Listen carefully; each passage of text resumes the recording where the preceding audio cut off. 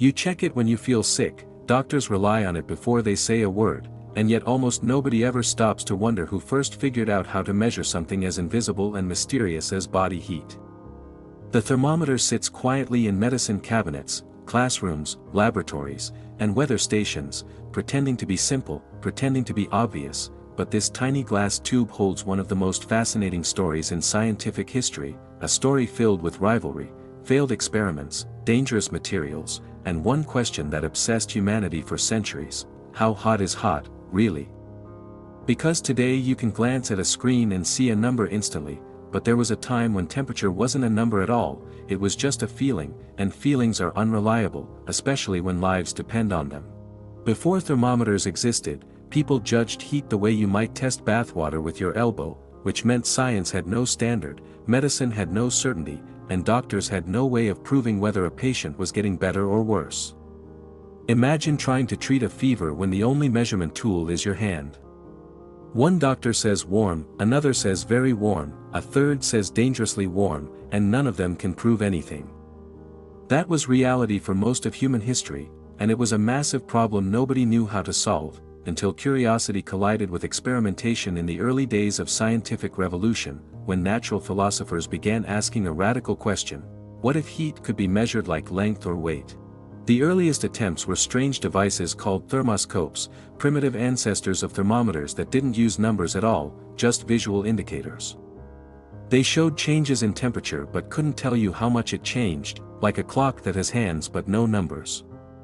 One of the first people to seriously experiment with this idea was Galileo, who built a device using glass and air pressure that reacted to temperature shifts, and while it was brilliant for its time, it had a fatal flaw: it reacted not only to heat but also to atmospheric pressure, which meant it could lie without warning.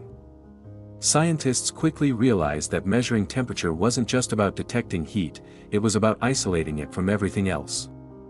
And that turned out to be incredibly difficult.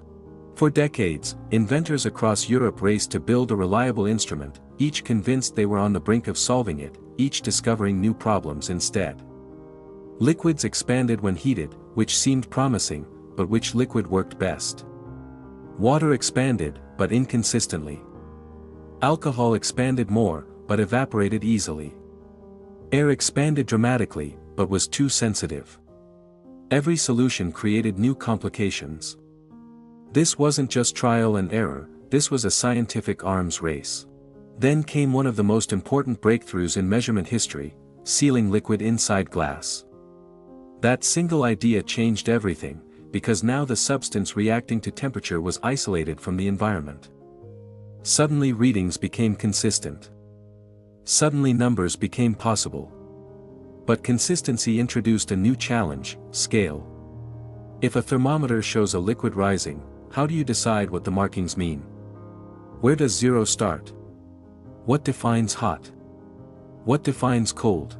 Different scientists proposed different scales, and for a while the world was chaos.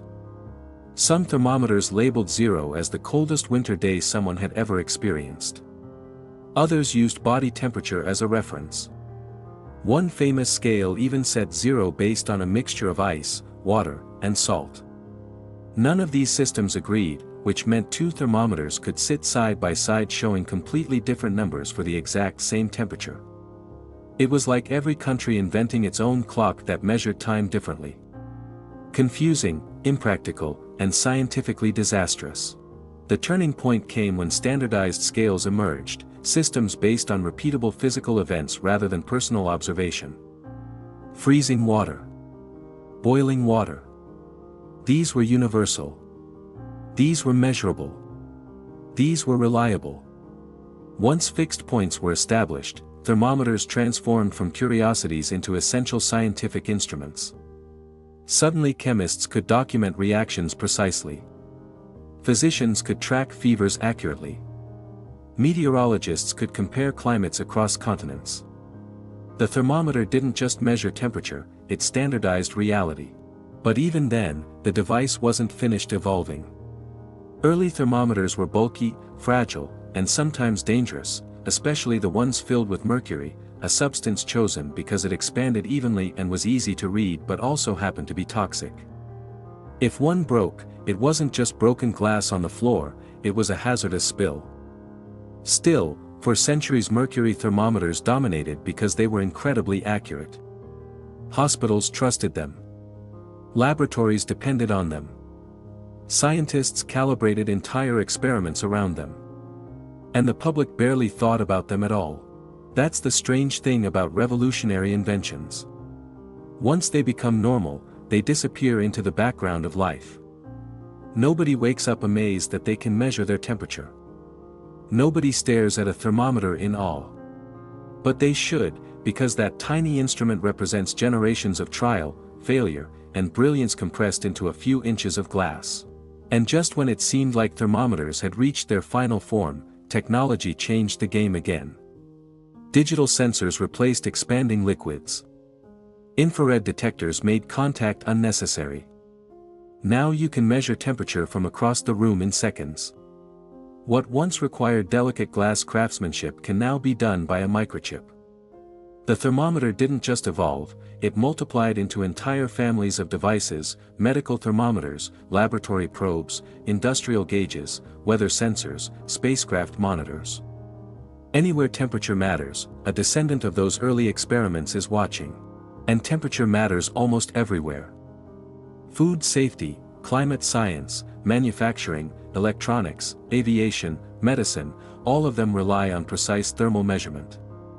Without thermometers, modern civilization would literally overheat, freeze, or malfunction.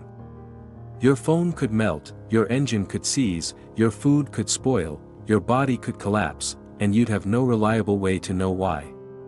That's the hidden power of this invention. It doesn't look dramatic. It doesn't make noise. It doesn't glow or spin or explode. It just tells the truth about heat, quietly, consistently, endlessly.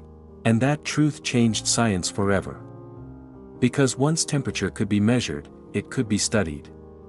Once it could be studied, it could be controlled. And once it could be controlled, entire industries became possible. Refrigeration, air conditioning, power plants, vaccines, space travel. All of them depend on precise thermal knowledge. So the next time you check your temperature and see a number, remember that number is the final chapter of a story that started centuries ago with scientists staring at tubes of liquid wondering why they moved. What looks simple now was once a mystery so complex it took generations to solve. And here's the wild part, we're still improving it. Researchers today are developing thermal sensors so sensitive they can detect temperature changes smaller than 1/1000th of a degree. Others are building nanoscale thermometers that can measure heat inside individual living cells. That means the story of the thermometer isn't finished. It's still being written, still advancing, still pushing the boundaries of what humans can measure. From guessing with hands to reading atomic-level fluctuations, all thanks to one deceptively simple idea: heat can be counted. If that realization hadn't happened, science as we know it would look completely different. So now I'm curious, when was the last time you actually looked at a thermometer and thought about the history inside it? Let me know in the comments, and if you enjoy uncovering the hidden stories behind everyday objects, make sure you subscribe and like the video so you don't miss the next deep dive into the ordinary things that secretly shaped our world.